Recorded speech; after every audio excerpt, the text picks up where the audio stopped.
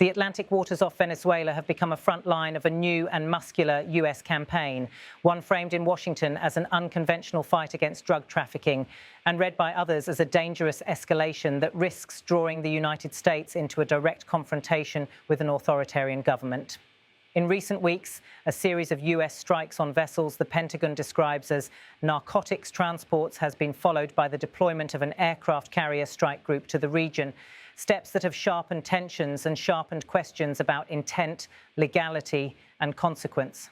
Within Venezuela, the developments have produced a cacophony of claims and counterclaims. President Nicolás Maduro, who remains the country's head of state after being sworn in for a third term in January 2025, following a disputed vote, has condemned the strikes as proof of a US plan to destabilize his government. Opposition leaders, meanwhile, have welcomed the US pressure while urging caution about civilian harm and about the long-term strategy for returning democratic rule to Venezuela. Maduro was sworn in on January 10, 2025, after a tightly contested and internationally criticized electoral process. On the US side, senior officials say a years-long flow of illegal narcotics from the hemisphere into the United States has prompted a novel policy, the use of direct military force against vessels at sea that intelligence links to organized crime networks. The Pentagon and the White House have described the campaign as necessary to stop drugs and to disrupt criminal organizations that they say operate like transnational terrorist groups. Officials have also signaled that the stepped-up posture, including an aircraft carrier strike group sent to Latin American waters, is meant to send a message to the gangs and to any state actors who might be abetting them. The carrier deployment and the strikes were widely reported by US and international outlets in late October 2025. The rhetoric on US television has mirrored the escalatory tone from Washington. In one recent broadcast exchange that captured the contradictions and the passions at play, a commentator who fled Venezuela described the Maduro era in the starkest possible terms, while military analysts on screen argued the strikes would undercut Venezuelan power by starving criminal networks of revenue. Across the segments, repeated blunt declarations, often delivered as absolutes, framed the fight in moral, criminal and geopolitical terms. That commentary began with a blunt personal indictment by a Venezuelan exile turned US-based commentator. He laid out a sweeping charge that power in Caracas was interwoven with organized crime. He framed his testimony in personal memory and in categorical condemnation of the current government, arguing that the country's ruin and the mass exodus of its citizens had a singular cause in the ruling clique's corruption and criminal activity. Daniel DiMartino said, "Everybody knows Maduro is the head of the biggest cartel, drug cartel, Cartel of the Suns, also the head of the Tren de Aragua, a criminal network that has committed crimes in the US, in Canada, down to Argentina and Chile. It's all run by Maduro." Such statements are politically explosive. They compress a long and murky debate about state capture, cross-border criminality and ideological contestation into a single damning thesis. That thesis has both adherents and skeptics. US prosecutors and law enforcement agencies have indeed pursued Venezuelan officials and middlemen on narcotics charges in recent years. Washington has sanctioned senior figures and has accused elements of the Venezuelan state of complicity in trafficking. But international investigators, independent analysts and human rights monitors also note Venezuela's complex layered pathology, economic collapse, eroded institutions, deep political polarization and well-documented abuses, a mix that has left millions displaced and much of the country in poverty. No single explanation, analysts say, fully captures the interplay of ideology, institutional failure and criminality that has unfolded in Venezuela since the Chavez era. Yet the moral clarity of the critics' framing has political power in Washington. It resonates with an administration that casts the campaign as not merely law enforcement, but as national defense, a line drawn between US communities ravaged by fentanyl and cocaine and the transnational criminal networks that supply those drugs. In the televised exchange, the commentator leaned into that framing. The strikes are necessary, he said, to both stop the drugs and to create a political opening in Caracas. Daniel DiMartino said, "I have zero doubts. First, there were drug subs. Believe me, you do not finish in drug submarines. That Colombian national, who was supposedly a fisherman, was actually a convicted arms trafficker." That line of argument, that force will degrade revenue streams and therefore erode the regime's hold, is echoed by some military voices. On air, a retired general with a long record as a commentator described a strategy in blunt operational terms: show force, reduce income, convince elites to abandon a leader whose continued rule becomes too costly. For proponents, the logic is straightforward and historical. Denied revenue, criminal networks fracture, and political patrons weaken. General Jack Keane said, "I think the real thing that's happening is to undermine the Maduro regime. A demonstration of military force is part of that." He qualified the assessment with a caveat. For the measure to be decisive, the strikes would have to affect leading figures and networks, not only anonymous smugglers at sea. Only if the prominent people are hurt by this, he said on air, not just some random drug traffickers, will the pressure have the desired political effect. That prescription, however, carries risks that critics underscore. First, the legal and diplomatic basis for strikes on vessels at sea, particularly when they occur in or near a sovereign state's maritime approaches, raises thorny international law questions. The White House has framed the operation under self-defense and counter-narcotics authorities. Skeptics argue that unilateral strikes by one state against vessels connected to another state's waters or actors risk breaching maritime law and could provoke escalation. International lawyers and some foreign governments have urged transparent evidence and a careful, law-based approach.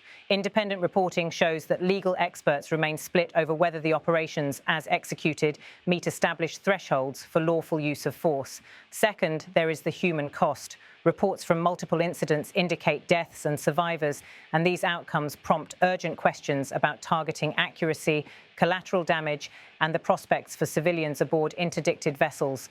The fog of maritime intelligence, where cargo, crew identity, and intent can be hard to verify, means some strikes will inevitably be contested.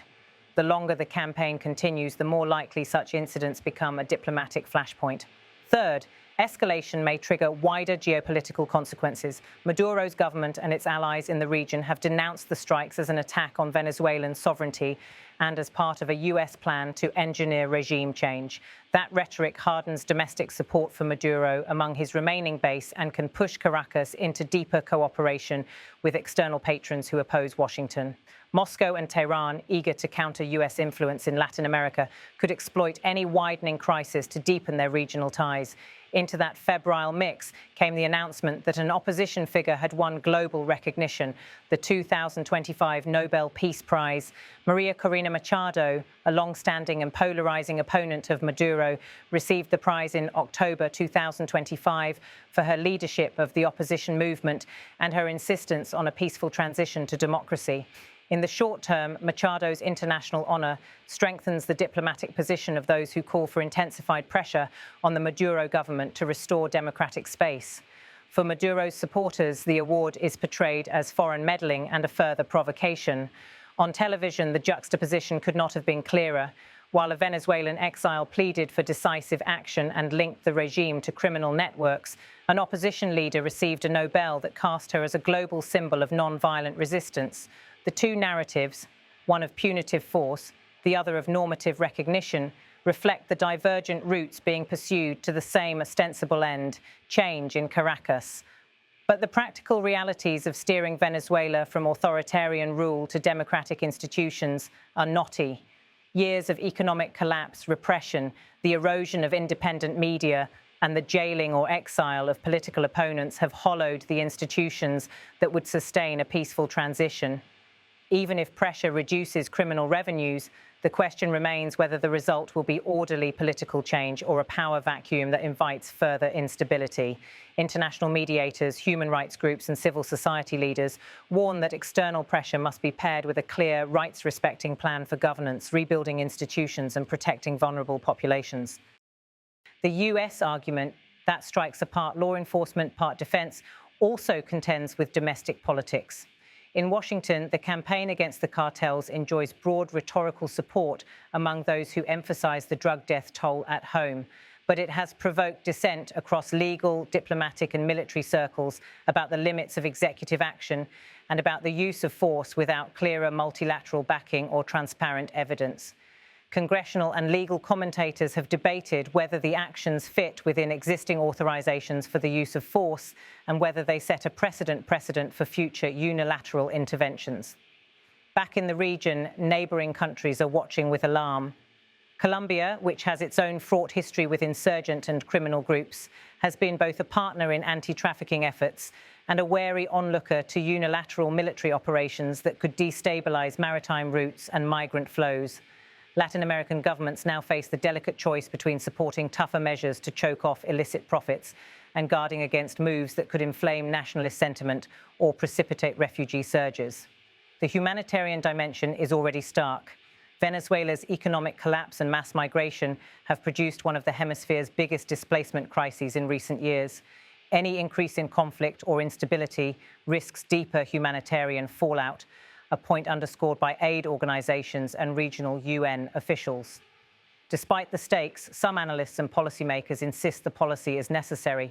They argue that criminal organizations have grown sophisticated, embedding themselves across borders and generating enormous revenues that fuel corruption and violence. If those revenue streams can be disrupted at sea, the argument goes, the networks can be weakened without a large-scale ground invasion or prolonged occupation.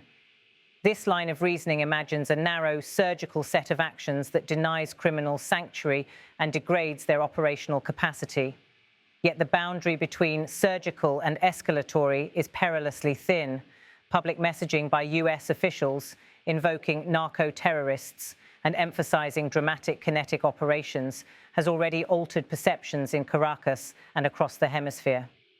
Maduro's government has used the strikes to rally nationalist sentiment and to cast the opposition as stooges of foreign powers.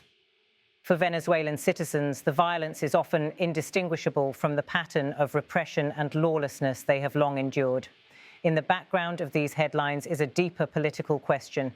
What do democratic transitions look like when the incumbent is also widely accused by foreign governments and some domestic critics of criminal complicity?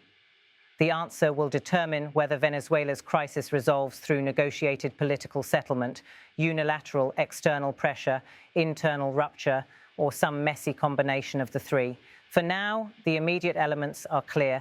A stepped-up US military presence in the region, repeated strikes attributed by the Pentagon to drug-related targets, international alarm, and the symbolic boost to the opposition from an internationally prominent Nobel award. The net outcome will depend on how these actions play out in the months ahead, whether strikes are paired with diplomatic engagement and humanitarian support, whether multilateral institutions are engaged to reduce legal ambiguity, and whether domestic actors in Venezuela can translate pressure into a credible, inclusive political path forward. As the situation unfolds, the human toll must remain central to any policy calculus. Economic ruin, migration, and political repression have already inflicted enormous suffering across Venezuela. Any strategy that fails to account for the immediate needs of civilians risks deepening the very crisis outside actors claim to remedy. In the end, analysts say success will be measured not simply by ships sunk or leaders toppled, but by the restoration of accountable governance, protection of fundamental rights, and conditions that allow Venezuelans to return to lives of dignity. Daniel DiMartino said, "My family had 2 cars, we had an apartment. I went to a great school, had a great life, and now Venezuela is extremely poor because of the socialist policies." A Pentagon official, Pete Hegseth, said, "The vessel was known by our intelligence to be involved in illicit narcotics smuggling, an assertion that the department has used to justify strikes and the carrier deployment. If this chapter of US-Venezuela relations is to end without bloodier escalation, policymakers and regional leaders will need to combine pressure with a credible plan for the future, one that secures borders and courts criminals while also protecting civilians, restoring institutions, and enabling a democratic path forward. Absent that balance, the current trajectory risks deepening regional instability, turning maritime interdictions into a larger confrontation that would be harder to contain. For now, the sea and the politics around it remain unsettled. The strikes will continue to generate headlines, the carrier will patrol, and leaders will trade accusations. In the middle of that noise, millions of Venezuelans who have already fled their country watch and worry about what comes next. Further violence, a new round of repression, or perhaps with the right combination of pressure, diplomacy, and humanitarian support, the slim opening of a path back to civic life and rule of law.